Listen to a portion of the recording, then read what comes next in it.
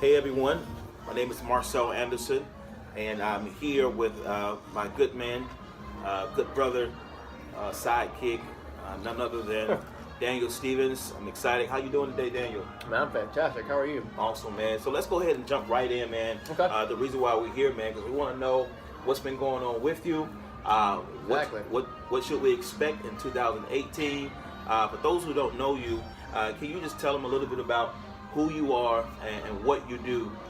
Yeah, definitely. Like I said, we got the book coming up. It's called Redeemed: A Man's Overcoming Journey to Become a World Champion. Okay. All the life obstacles that was thrown at me, pretty much through my 20s, being able to overcome it. Depression, anxiety, and and taking that and being able to turn my life around. I at one point, I was just rock bottom. Mm-hmm. I had thought about taking my life, and I finally made a decision in my life, like I can't live this way. I need to get help. I need to get back to where I was. So I started getting help and kind of getting back into that phase of where I used to be, of being that relentless person, being someone who welcomed challenges, welcomed anybody. You ran track together. Yeah. Me and you both had that same, drive. that same drive, right? Same, like we welcomed any competitor in front of us. Like you can talk about beating me, you gotta have the heart to defeat me. Correct. And so I lost that way. Yeah. At some point in my life, I had just lost that way, and so after getting help and getting my life back on track, I had to find a way to find that fire back inside of me. Yeah. And that's when I got into competitive lifting. It brought that fire back out of me. It brought that competitor back in, that person who was so relentless. Yeah. The person who loved challenges, and with all the hard work and challenge, I became a world champion. Yeah. So with this book, it gives you more in depth of my life, like what I went through, what I had to overcome, what I did to overcome it, what I had to do to become that champion.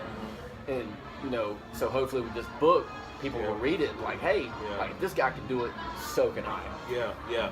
You said a mouthful earlier when you spoke about your challenges in your 20s. Yeah. And a lot of things that you experienced, and a lot of crises that you experienced. And there's a psychoanalyst by the name of Erik Erikson. He said a challenge and obstacles are not the end of the day, but they can be turning points for your life.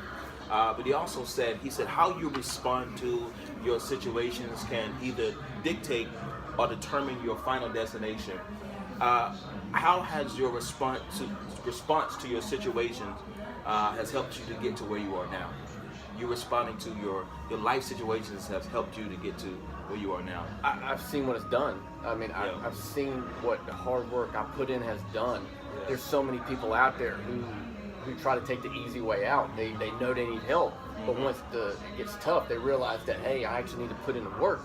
They're like, maybe this ain't for me. Yeah. And so they just kind of cruise through life. But in order to really take it to that next level, you got to be able to step out of your comfort zone. Yeah. You got to want to help yourself. Yeah. And so that's what I had to do. I had to be willing to want to help myself to get where I am. Yeah. And it's one of those things where you kind of want to set small goals for yourself every week. Okay, this is where I want to be. And once you keep hitting those goals, it's going to motivate you to want to set more goals, take more steps forward, and able to reach those goals and really reach that ultimate level of where you want to be. Sure. For me, I've always wanted to be a world champion. It was in track, but I kind of lost my way in running, and so with lifting, it kind of took over me, and so I found a way to be able to turn myself into that athlete again. And in life, with a career, with my wife, my newborn baby who just came a month ago. Congratulations. Thank you. So I wanted being able to set the example for my child, my baby girl who's going to be growing up with whatever she wants to do. I want to be able to set that example, like, hey, in order to get where you want to be, you've got to be willing to step out of your comfort zone. You've got to be willing to put in the work. It's not going to come to you. You got to be able to get out there and go out and get it. Yeah. You got to want it. Your book, your life is reflecting your experience as a champion. Speak to us and talk to us about what does it mean to be a champion. What steps do you have to take? What preparation do you have to put in place to become a champion? It's one of those things you got to want it. And as you know, Eric Thomas, one of the top motivational speakers, you got to want it as bad as you want to breathe. As he always says. Everybody talks about being great. Everybody talks about being a champion, but in their head it sounds great, but actually going out there and doing it is a different story. Correct. So being able to balance what your mind is telling you Okay. versus what you actually physically need to do to make it happen. Yeah. You know, I never thought in my wildest dreams that I would have 2 gold medals, you know, wrapped around my neck. Wow. And you know, it's still surreal. It was 2 years ago, but I mean, you know, it's an accomplishment I can look back on Yeah. and be able to, you know, still appreciate. Yeah. And it's not so much about being a champion at any kind of athletic sport. It's just you can still feel like a champion with anything that you do, whether it be career, your family, Yeah. small things. You know, being able, knowing that you left at the end of the day, knowing that you felt accomplished.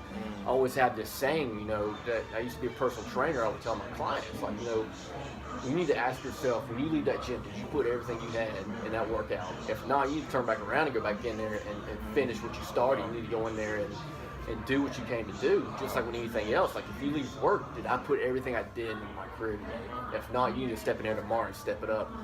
Because, you know, we live in a world now where nothing's handed to you. You got to go out there and make it happen. You got to go out there and take it. If you want it, you got to go take it. And if anybody or anything stands in your way, you got to be able to say, hey, I'm here. What you got? You know, you got to overcome it. Yeah. You know, take that step. You know, it's like, don't be afraid to step outside your comfort zone, because nothing happens staying inside your comfort zone. So a lot of people, like, they'll have one bad day. It's like, I quit. Like, you know, I don't want to do this anymore. Yeah. Like, what are you accomplishing by that? All you're doing is setting yourself back. You know, me and you had this conversation earlier. I would rather take 2 steps forward and 1 step back, rather than take 3 or 4 steps back and 1 step forward. Yeah. You know, like, I would rather have challenges thrown at me. I don't want an easy life. I don't want anything handed to me. My parents didn't raise me to be that way. They raised me to earn what I have. And I feel like everything I have today, I've earned. Wow. So, and you know, I want people to know that, like, if you, because everybody wants to make excuses when nothing goes their way. They want to blame this person or that person or this thing and that thing, instead of like, hey, we really need to look. Okay, let's do the math here. Why did we not accomplish this? Yeah. Like, what is it that we need to do to reevaluate? You know, it's okay to blame yourself. It's okay to have faults of your own. That's life. You're a human being. Yeah. There's nothing wrong with it. I will admit any mistakes I make. Yeah. It just makes you stronger as a person if you move forward with it, instead of like blaming this person or that person. And you know, I see it all the time, and it's not good. It's definitely not the way to live. So you know, when going back to your earlier question, like what it feels to be a champion, it's being able to accept your faults, being able to accept your mistakes, and then move forward from it. You know, you're not going to always have great days every day. You're going to have those days where you have to take a step back and reevaluate, go back to the drawing board. Yeah. Just reevaluate what you need to do to step forward. And so, you know, that's what I do now, and that's what I'll always continue to do and preach. Yeah. So you said something key too. Earlier, you talked about overcoming, you know, obstacles in order to become a champion. Yeah. And a part of your book, it says a man's overcoming journey. Talk to us about what it took for you to overcome the challenges to become that champion. You know, doing your experiences, but not only doing those experiences, but now.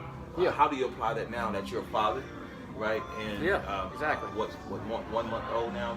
Yeah, she's 1 month. And man, what are you experiencing there, and how do you apply that to, you know, being a father and a husband? Yeah, you know, we talked about this earlier too before this interview. You know, I was in the hospital about 2 weeks ago. It's an obstacle, you know. It's something I have to deal with my anxiety.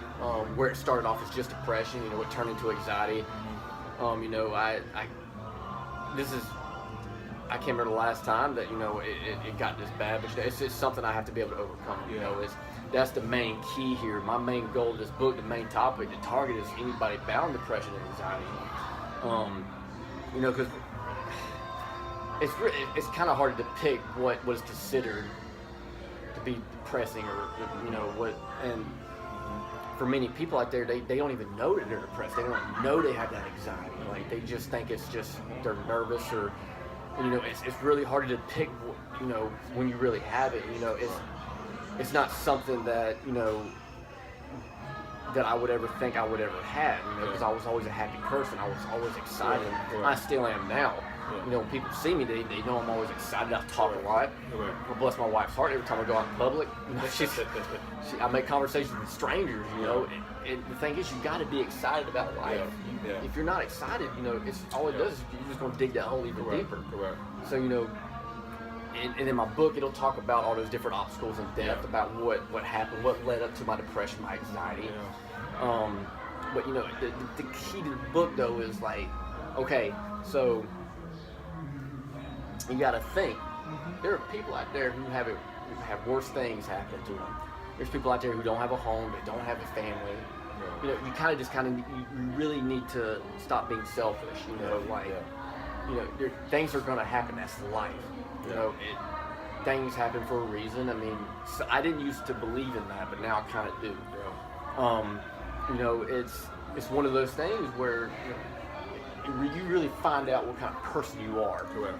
You kind of need those challenges thrown at you.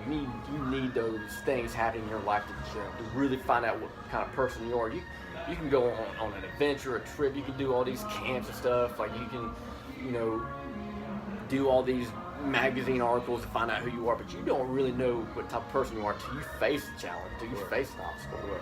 And I have faced many in my life, but the thing is, they seem so small now because I'm not afraid of them anymore. I used to be someone who was never afraid to being afraid to not being afraid. So, being from rock bottom all the way up to the top of the world, nothing can stop me now. And my word is, that's the word I want to get out. It's like nothing should be able to stop me. That's good. Even it may seem big, it may seem like the biggest thing in the world, it may seem like a giant, but what type of person are you going to be in order to hurdle it? Or face it, fight it. What are you going to do? What are you going to do to make it better? Wow, man. Listen, I'm excited about this upcoming book called Redeemed Champion, a man's overcoming journey. I just know that it's going to be something that's going to be inspirational, motivational for the reader, for the listener, for anyone who's gone through all the experiences that you encountered. And again, I want the listeners to know how can they connect with you so they can stay a part of this Redeem campaign. I know this is something that's going to be impactful for the community. So how can people connect with you? How can they give towards what you're doing? If they want to support you financially, socially, they want to join your team. How can they join the team, but also connect with you? What can they find? Very simple. They can email me, obviously, which I'll be posting later. But I always put out my social media. There's always a way to contact me. One thing I can always recommend for people seeing this, if you know somebody who's going through their struggles, be there. Just let them know. Motivate them instead of telling them, "I'll suck it up." Because that's something else I dealt with too. People would always be like, "What do you have to be depressed about?" Suck it up. That's one of the worst things I would always say, because it make me more mad. You don't know me well enough to tell me that. So just be a positive person. The best way to just be positive. Anybody you see, just be positive or be energetic. A smile is very contagious. That's one thing I've always learned in life. Smile is very contagious. You smile at somebody, you're gonna smile back. Absolutely. It's just contagious. So just be excited, be energetic, be motivational. You can be motivational without giving a speech. Sure. Just set an example. That's good. Lead by example. That's the way I live. I lead by example. I let the little small things go. If it's big, I find a way to get around it. So the best, as far as reaching out to me, I got my Facebook page, Daniel Stevens. I'm in the midst of creating my website, getting some other social media out there so that they can contact me. Twitter, Instagram, Snapchat. Oh Lord. They're all different. Okay. I'm trying to. Well, make sure as you're posting on your Facebook, make sure you just tag all of that under one message box. So that way I know my Instagram is _ the Daniel Stevens. That's the same as my Twitter. Okay, good. Same as my Facebook account. Okay. Snapchat and other kind of accounts are different. Okay. But I'm gonna mix them all in once my once my web page is finished. It'll it'll kind of tie in to the whole Redeemed. So I'm still trying to figure that out, if I want it to be my name or if I just want it to be what I'm about or what my book title because I'm hoping in future that this book, really reaches out to millions of people and they want more, and I'll be happy to give more. Yeah, absolutely. So, awesome. it's I'm excited about it. Awesome, man. I was one of those, I was afraid to talk about it, but I feel like I'm at this point where like people need to know. Yeah.